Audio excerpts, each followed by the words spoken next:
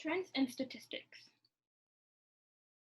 To start off, I'll cover some definitions. Trends, change or develop in a general direction.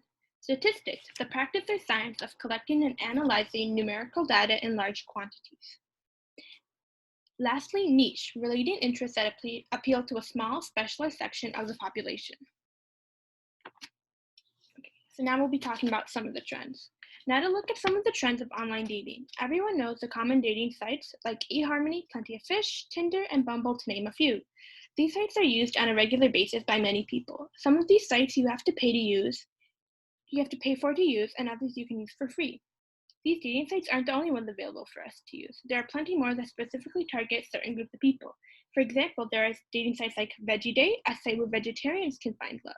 We also have Clown Dating, a dating site for clown lovers, or just if you're a clown yourself. And we also have gluten-free singles, where people that don't eat gluten can possibly find their perfect match. This is just a graph based on a study that was done in 2013 and 2015 that shows which ages have used dating sites and apps. The ages start at 18 to 24 and go all the way to 65 plus.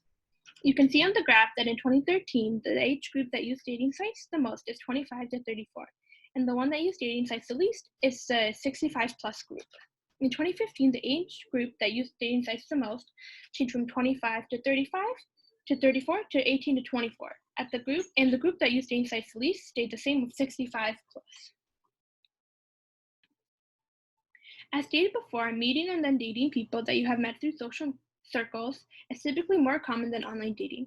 But with all of these new dating sites and apps that might change, with this being said, how many people actually date people that they meet online?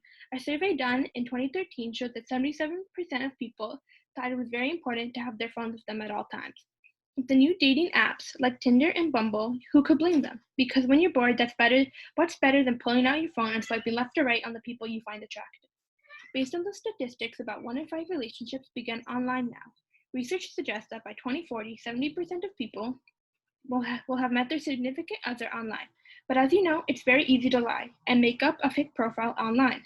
It's very easy to trick people if your Photoshop skills are good enough, or even if you know how to play the game right. A study done of over 1,000 online daters from the US and the UK showed that about 53% of people lied on their profile. The study also found that women were more likely to lie than men were, and the lies were most often about their looks, their appearance. Over 20% of women posted younger photos of themselves onto their profiles, but men aren't any better. Around 40% of men admitted to lying about their job, saying that they had a better job financially than they actually did.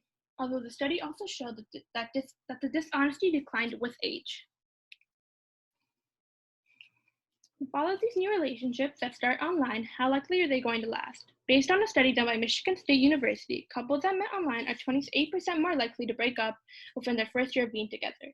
It is also shown in the study that married couples that meet online are 3 times as likely to get a divorce compared to couples that met face-to-face. This isn't all bad news. The study also showed that 5% of married couples that meet online are still married. Since online dating has become such a common occurrence, lastly, I'll cover the topic of online safety. All of this is basic information like making sure that you keep personal details to a minimum at the beginning, and always make sure that when you meet them for the first time that you meet in public, not in private. Just in case anyone doesn't know what a romance scam is, feigning romantic intentions, involving the victim, gaining their affection, and then using that goodwill to commit fraud. Just in 2018, the Edmonton police reported that there had been 11 incidents of romance scams that added up to $1,100,000 of losses for the victims. So follow the new dating apps, just make sure to protect yourself while you use them.